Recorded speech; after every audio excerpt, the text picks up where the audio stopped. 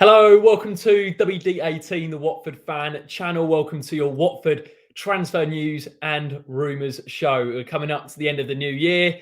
It means the start of 2022. It also means the start of the January transfer window, which will be opening on the 1st of January, of course. And to discuss all the rumours and news that has been kind of released in the press this week, and there's quite a few to get into, is none other than Mr. Sam Yuko. I always pretend it with Mr. Sam Yuko. I don't really know why. But we were just saying on the phone a bit earlier about sort of, because I've been speaking up, we're talking about doing intros when we're presenting, and that was a brilliant intro just now, I have to say. Thanks, mate. Appreciate that. Look, Christmas is coming up. You know, there's a little bit of festive cheer, isn't it? I mean, to be honest, Sam, before we even get into some of the chat, does it feel like Christmas to you? I've had this chat with a few people.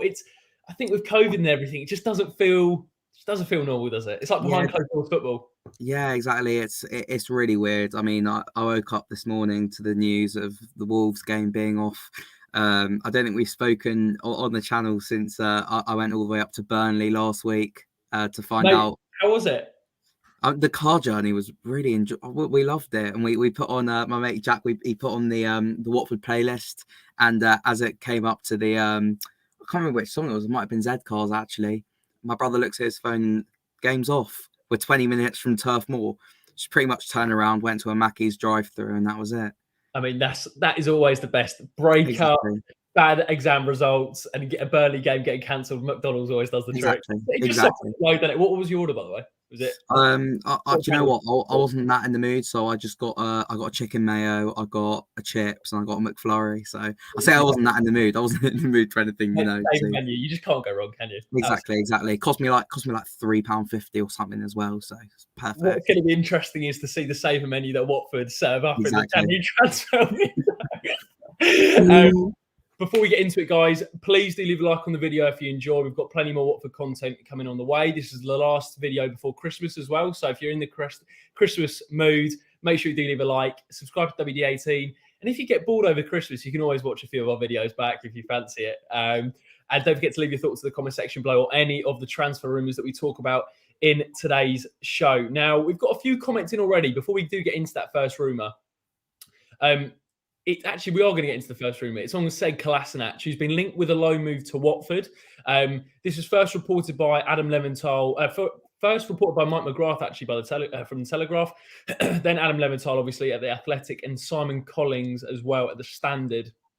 And Simon Collins basically said in his piece today that it's early days and Watford are looking at a couple of left-back targets, but we need Arsenal to subsidise 100k wages for SEAD KOLASINAC to get deal done. KOLASINAC is keen on a move to get regular first-team football at Watford. He wouldn't have to relocate, obviously, just has to cross over the fence at London Colney. But one comment that's come straight in, Sam, before we get into your reaction to the news is Lou Orns, who says, I'm driving, so just getting this in. He's absolutely terrible and doesn't fit a Ranieri style. We need a defensively minded left-back who's capable of progressing on the ball. So I've seen the kind of consensus around KOLASINAC isn't overly positive.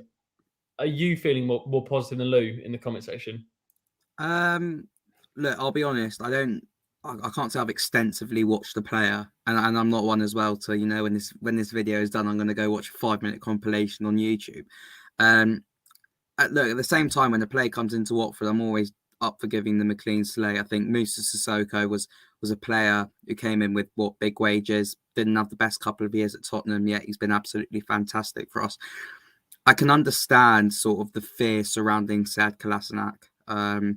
The fact that Arsenal brought in younger left backs, sort of keep him out the side still. To be honest, I had no idea he was still at Arsenal. My only thinking behind it is that I imagine if we went to a back five at some point in the season, I think he could play in that back three. I think he could also play at left back. He's sort of I think he's quite, tough tackling defender as well. Yet he's someone that would be coming in to prove a point. And is it really the time of season for us in terms of where we are in the table, how many games we'll have left, the amount of games we'll have as well, because of the amount of games pushed over into the new year, where we can be taking risks on players who need to prove a point?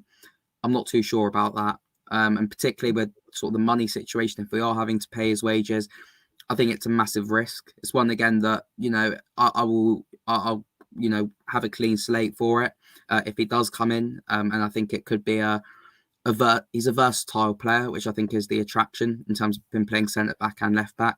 But I think there are certainly other options we can be looking at, which probably would be better. Yeah, if I'm completely honest, Sam, I'm with you on that. Look, you don't want to write a player off before they join a football club, not at all. But it does feel like we've said KOLASINAC. I just can't. Yeah. I can see him joining. I think it's nailed on. I think it's such a Watford signing. I just think it will happen. But again, as you say, whether he's good or not, I think it remains open. But I kind of feel it's falls into the category before we've seen with players that we've signed, Sam. I think there's been a number of players, I don't want to call out names, but there's been players over the years, particularly in our Premier League stint towards the end. It was kind of like 30-year-olds, maybe past their prime a little bit, and we're signing them more to try and rejuvenate their career. Now, you could argue that's the case with Danny Rose at the minute, right? Because we were signing him based on what he's done before. And I feel like it's in a similar way to KOLASINAC that although we're going for a more experienced player, I think he's 28, KOLASINAC. At the same time, he's almost an unknown quantity in the fact that what player are we going to get? I mean, I haven't seen him play regularly for Arsenal for a long time. I've seen his injury list is pretty frequent. Since 17-18, he's picked over 10, 11, 12 injuries, some short and some long. But this is a guy who isn't been playing a lot of regular first-team football. He went on loan to Schalke. They got relegated. Look, I'm just not 100% sure this is the right move, Sam. But do you feel that Watford have put themselves in a position where, or maybe the recruitment team are trying to prioritise experience over actual ability in the names we've been linked with? Yeah, I think so. I think particularly you have to look at the fact that we'll be losing some experienced players and key players in January, notably William Troost-Ekong, who's part of. I don't even know who the captain is nowadays, whether it's just, Sissoko on the pitch, but, you've got a group of players in there who you can imagine are probably sort of being quite having a large presence in the dressing room. I imagine Troost-Ekong's up there. I imagine Adam Messina's up there as well. And we're losing both of those during AFCON. So I imagine we are looking to get that sort of leadership in there in the transfer window. And I think KOLASINAC could offer us that. He's an experienced player. He was on loan in Germany last year. I think Germany or Spain. I can't remember. Yeah, Schalke. Schalke. Yeah, they got relegated, I think. So look, I'm not writing a player off before they come in because we've all been guilty of that.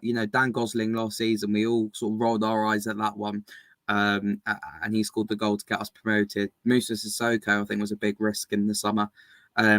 All right, Danny Rose hasn't been good of late at all, but he had a couple of good games at the start, and we all thought, hello, there's a player in there. Ultimately, that hasn't turned out, but I think you should always keep an open mind when a new player comes in. As I say, I think there are certainly better options we can be looking for, but if he does come in, I'm sure that there is a role for him somewhere. Sam, just touching on that left-back situation. So SEAD KOLASINAC has been linked with a move to Watford on loan to the end of the season. He's actually a free agent come the summer as well. So that's something to potentially keep an eye on if he does join Watford. There's been a couple of other names that have been bandied about. The first of which is Hibernian teenager Josh Doig, who was linked with Watford in the summer for around, I think it was £3 million, if I remember correctly. But it feels like with him, Sam, a deal's more likely to take place in the summer. And the other name that's been linked is Rangers left-back Borna Barisic, who, again, is in that similar mould of KOLASINAC, who's 29 years of age, probably, I think, again, a little bit of a risk coming straight from the SPL, straight into a team. I guess every signing's got a bit of a risk, but a 29-year-old. So this 28, 29-year-old profile it feels like the experienced defender. Again, another name to add to that. Yeah. Is that a cause for concern, or would you prefer for us to be looking at ability? It's not to say Barisic is a bad player, but do you prefer us to be looking at maybe ability rather than just the experience of a player? Look, I don't think that it's at time of the season to start changing the culture in the dressing room. We've got quite I'd say a healthy mix of young players and experienced players in there at the moment. And I don't think we're going to, regardless of ability, I don't think we're going to want to be mixing it up too much in terms of bringing in someone who's ridiculously young or ridiculously coming towards the end of their career. I think that sort of 26 to 29-year-old bracket, I think, is where we're aiming at, because I think it just keeps up that healthy balance we've got in the dressing room. It's not as such taking a risk, putting someone inexperienced in there, and it's not sort of helping someone see out their career. I think in that area, you're hoping someone sort of in their prime or coming towards the end of their prime and can have a real impact on this Watford side. Whether someone like KOLASINAC or what's his name again, Borja, Barisic, the Rangers.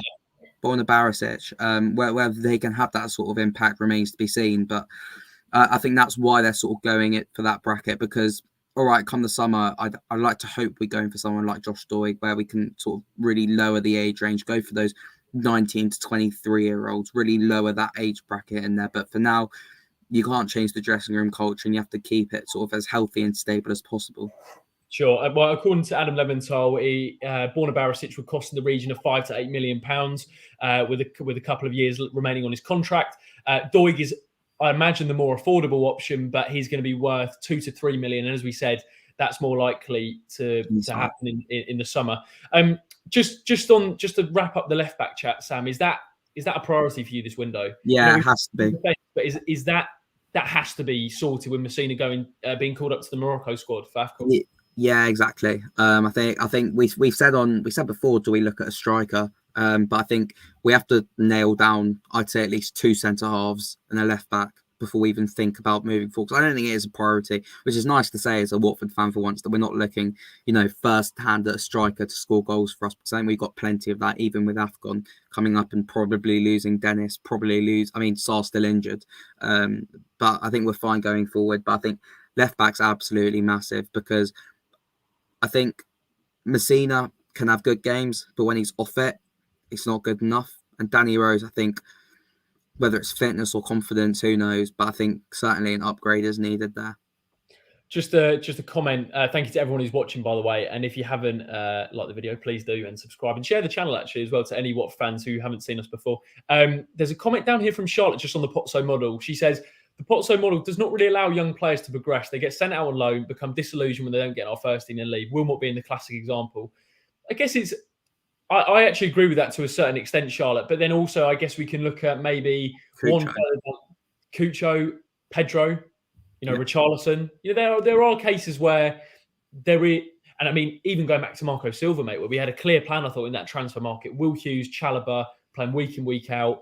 So I think it depends, Charlotte. And I think what I would say with that is it depends on the manager at the time of the potso, at the time under the potsos. For example, Walter Mazzari wasn't keen on bringing young players through, whereas Marco Silva was a manager who wanted to promote young English talent through. So I think that's the pros and cons of the potso model. On the one hand, it very much relies on the manager and how they want to set up. But Sam, I don't know what you make of that comment, but I think it's give or take really on the circumstances at the time. I think I saw it. This must have been a couple of years ago. I think there was a pundit who said for every sort of 7 bad potso signings you get 1 absolute gem or something like that. And that's ultimately how the football clubs run. That's how we make our money, by sort of bringing in these young players and selling them on for bigger money. It's a massive risk, and that's why I'm sort of reluctant to bring in these young players during the January transfer window. Because what's the point in signing a left back if they're just gonna, I don't think we'd bring in a left back for them to go out on loan in January. I think we're bringing in a left back to start, or at least give competition to Danny Rose and Adam Messina when he's back from AFCON. So I suppose I can understand the frustrations with the potso model, and I can understand, you look at Palace, who bought by young players who go straight into the team, as Elise, Gallagher, they go straight into the team, whereas we're looking at players who will come in, go out on loan, maybe come back in a few years. The one at the moment is Matty Pollock, who seems to be doing all right, but whether we see him in the future remains to be seen, because we all thought Ben Wilmot was captain material, didn't we? But he's off at Stoke now, so look, I can understand the frustrations with it. I think there are certainly some amendments that can be made, but I'm not going to complain about the model overall. Sure. Does it kind of feels like this window? I personally, Sam, I don't know about you, I'd really like us to see Ranieri have maybe an influence over the signings, because he's signed a 2-year contract and he's in a situation where I think we can all agree if he keeps us up, he's done an incredible job. So do we have to just give him the opportunity with his expertise, with his experience, with his know-how to go, look, Claudio, we trust you to make the right call here? Yeah, I think the Potsos have often been reluctant to sort of give managers power over transfers. And I can understand that to some extent with some of the managers. I'd say with the exception of Walter Mazzari, a lot of them have been sort of, I don't want to say inexperienced, as you have someone like Nigel Pearson coming in, but someone perhaps who wouldn't really want to give them as much freedom with the budget. But I think Claudio Ranieri, you've simply got to trust what he wants to do with it. He knows he got Leicester. He ultimately won the league with Leicester. He's done a fantastic job at a lot of clubs by having the know-how of who to bring in. And I think that we have to trust him with it and let him bring in who he wants to bring in. So we move on, Sam. We've covered left backs and some of the recent links. SEAD KOLASINAC, Josh Joy, Borna Barisic. Someone did mention in the comment section, actually, what about playing LSB01? What about playing Ngakira at left back or Semmer at left wing back? I think Semmer at left wing back is definitely a possibility. I think it's probably a last resort.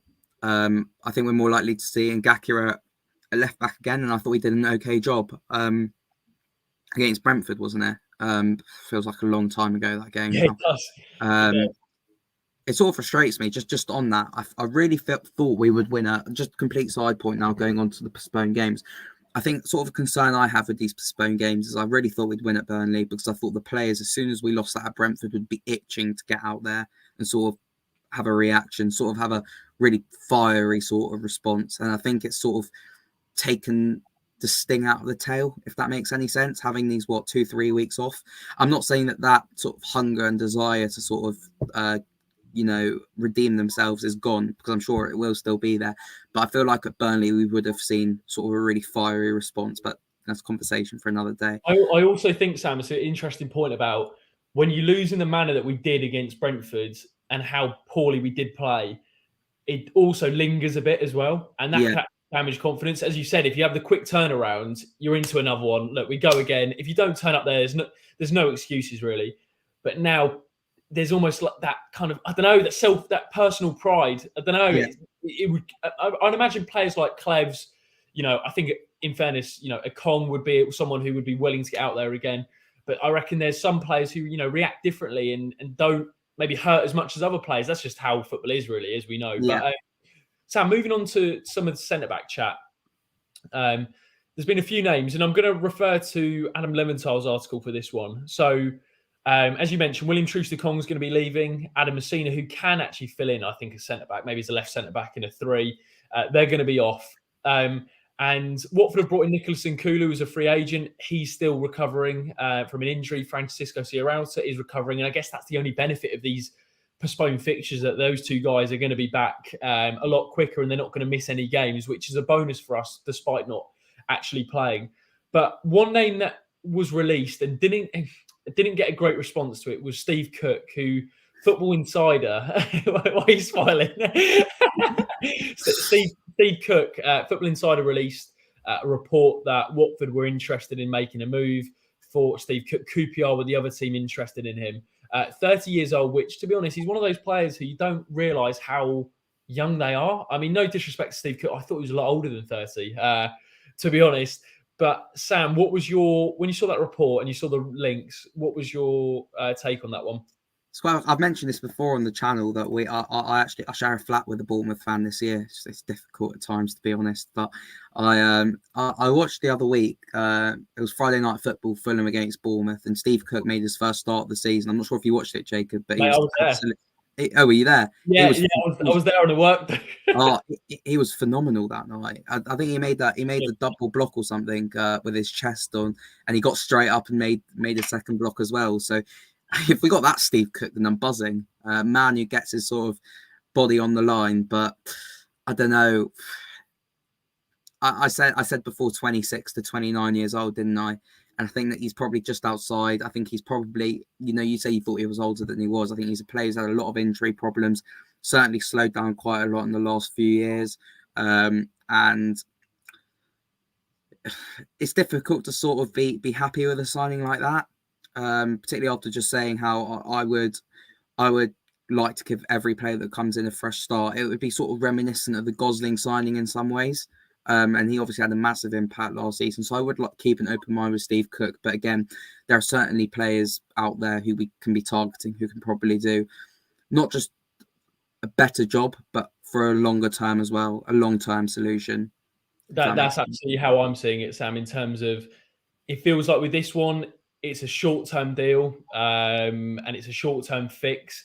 And even then, is it the right fix? You know, look, I'm not saying it's easy to recruit in January, but it feels like we've put ourselves in a position with the centre backs that we're now having to either get players who are outcasts at other clubs, which is, you know, as you said, the Potso way, but players who I think the jury's out on some of them particularly, and the fact he was a link in the summer as well suggests that Watford have looked at him for a little bit now as well. So look, I think it's an underwhelming signing. It's not maybe the most glamorous of names, but we'll have to wait and see. I feel like, again, Sam, you mentioned Kolasinac being a Watford signing. I could see Steve Cook joining. I feel like we'll get it's reminiscent of Dan Gosling, Craig Dawson, that sort of signing, isn't it?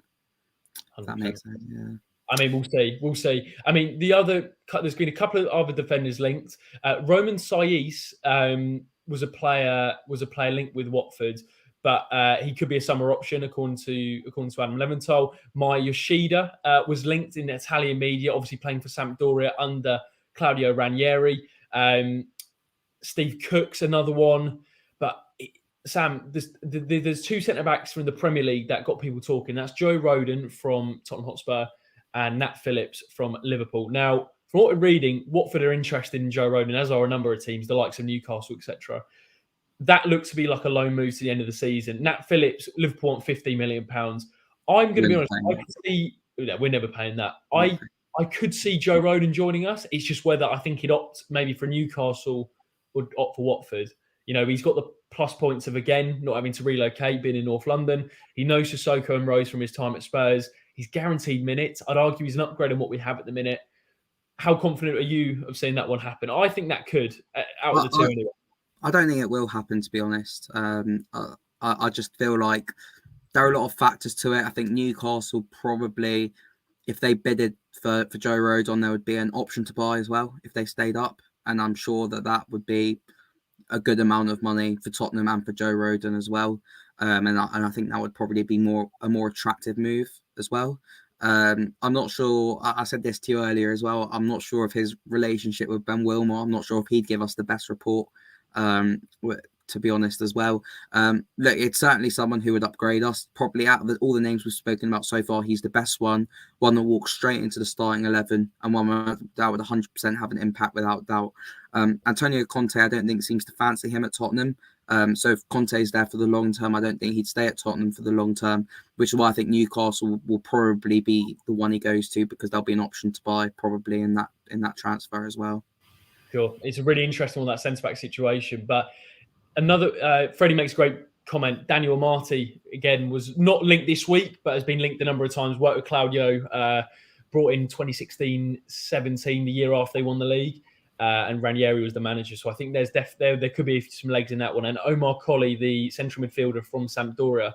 So these are a few players that are linked with Watford at the moment. But Ellis says in the comments, no point getting a Marty or Colley, as both will go to AFCON for Ghana and Gambia.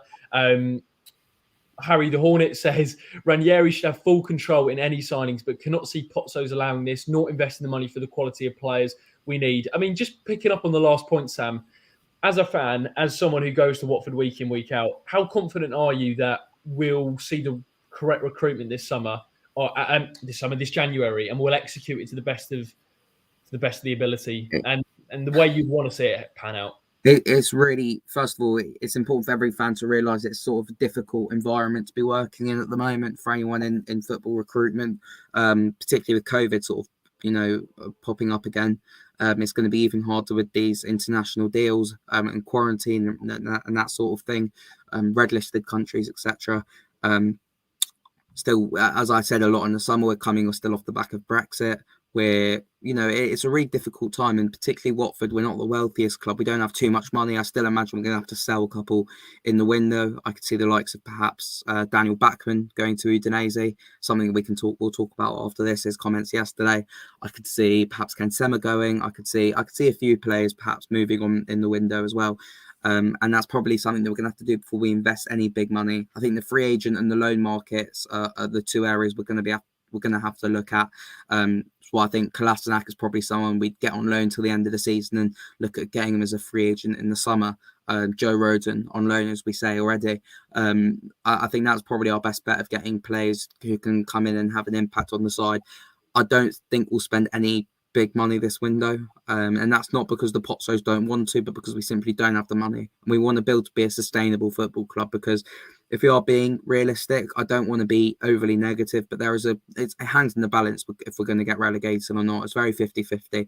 I don't think any Watford fan could truly be on either side saying yes or no, we're going to stay up or we're going to go down. There's a chance it could go either way, but there is a chance we'll go down, and we have to be sustainable, because if we get relegated with players on massive wages, then we're in trouble. So we can't spend too much money, I don't think. Yeah, I guess it's just being clever, as you said, with the free agent market. I mean, if we look at the summer, Sam, £15 million spent, and there was a handful of free agent and loan signings in there as well. So I think that says everything you need to know about the strategy going into this January window. And I don't think we'll spend as much as £15 million. I really don't think so. I think I'll be surprised if it's over 10 million, to be honest, if we spend over 10. Probably the most we'd spend on one player is probably about 5 or 6 million, I'd imagine. I think so. Yeah. It'll be 2-3 million signings and a few free agents, or yeah. I mean, for me, Sam, just before we move on to Daniel Batman's comments, what positions? So we mentioned left back, we mentioned centre back. I feel we need a number 6. I feel we need someone in front of the back 4, because not only have we seen the best Watford performances in midfield where Sissoko and Cleverley are released, but with Loser off to the African Cup of Nations, that's a couple of months out the way. Would you see that as a priority? And another one would be, would you see us getting in a forward with Sarr injured, with Dennis now potentially off to AFCON, and us maybe being a little bit light in that department? I think it is. It's difficult to say priority. I think certainly the centre back and the left back are the top 2 on the list for me. But then after that, probably the 6 in midfield, and then going for an attacking player. I think we need probably about 4 players this window. I think the left back, 2 centre halves, and the centre mid, I think, are the most important ones. We forget we've got Peter Etebo coming back as well, but that's coming back from a long-term injury. So it's going to be difficult to see whether he can get up and running, particularly, the amount of stop-start games we've got at the moment. So I would say it would be nice to get a centre mid in, but I don't know if it's an absolute priority at this point. Sure. Yeah. I think I'll be controversial. I personally, we need a centre back and we need a left back, but I think we have to sign a defensive midfielder.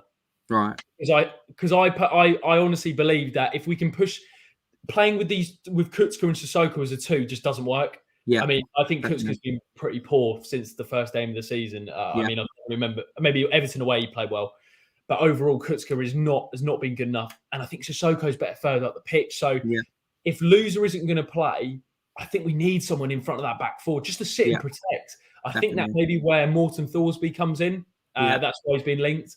But I really feel we need someone in there, Sam, just come January, because it's a priority for me.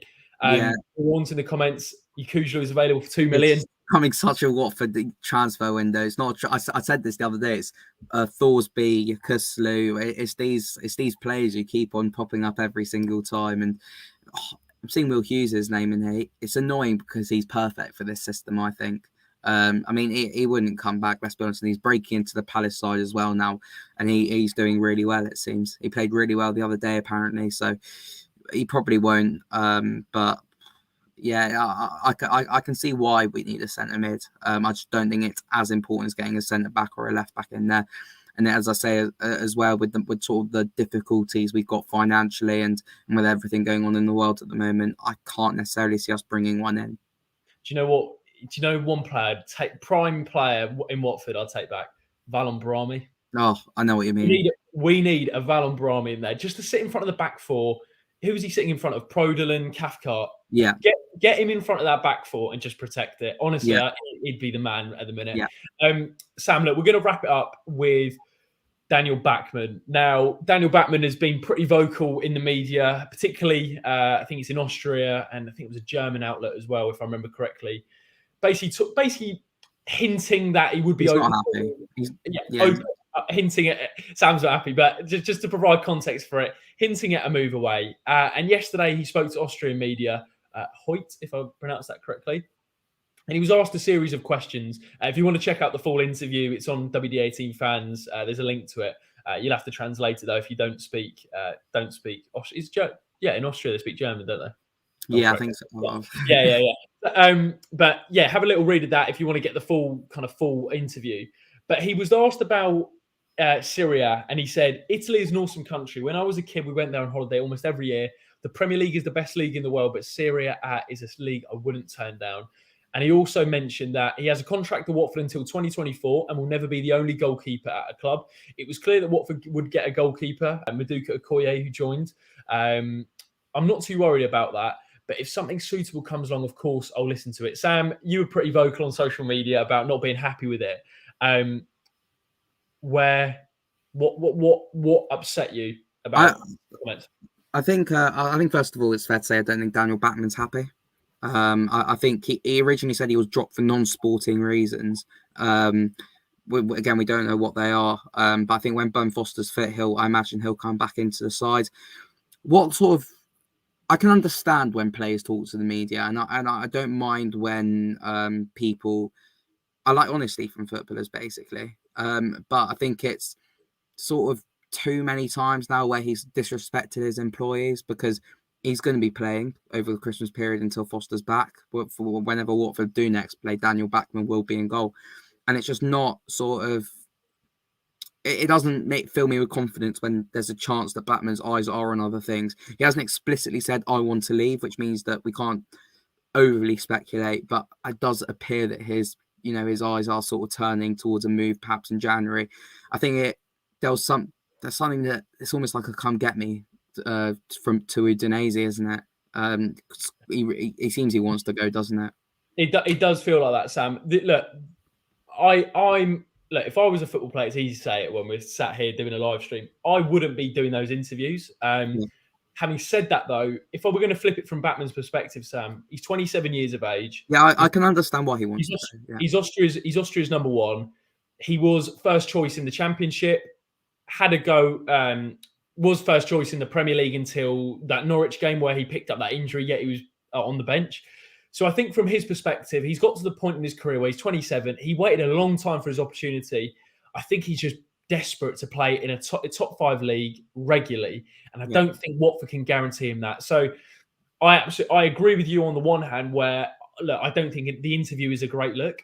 But at the same time, I also think I can understand why he's looking to play regular first team football, because I guess with a goalkeeper as well, he's kind of gone past that point where he's accepting that he's going to sit on the bench, and there was kind of a plan set out for him at Watford, and it feels like the fact he got taken out the firing line in that Norwich game, and then he didn't really feature. It was Foster who did pretty well, barring maybe his distribution, but Batman probably just wants to be playing regularly, and I think that's what it's come to.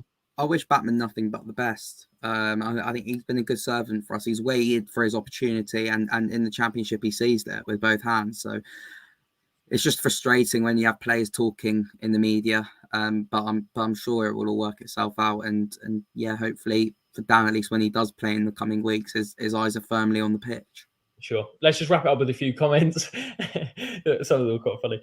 Pete says, sadly, Batman needs to move on. He's said too much for my liking.